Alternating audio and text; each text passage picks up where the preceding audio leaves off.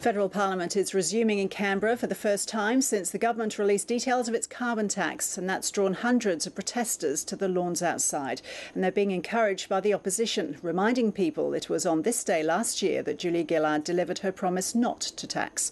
From Canberra, George Roberts reports. It's not just politicians who are converging on Canberra. Anti-carbon price campaigners are being welcomed by the coalition on the one hand. The rally does remind us that this is the first anniversary of probably the most infamous broken promise in Australian political history. And likened to the radical US Republican movement on the other. You know, it's wacky. This is wacky Tony Abbott Tea Party style politics. But that's part of the marvel of democracy.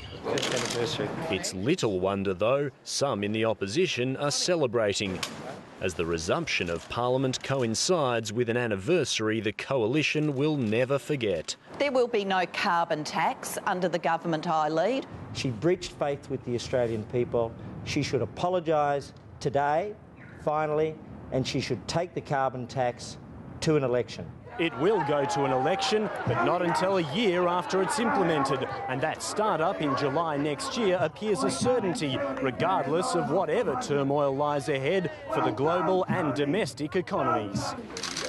The head of the World Bank's arrived bearing grim news. Robert Zellick sees more trouble ahead from toxic debt and credit downgrades. I think over the past couple of weeks, we've moved into a new danger zone. That zone of global economic turmoil is in danger of hurting the government's budget surplus promise too. We've made it crystal clear that this is our goal, this is our objective. It's been a fiction from day one, but their economic management credentials will hang on whether they get that surplus. Another prospect the opposition's relishing. George Roberts, ABC News, Canberra.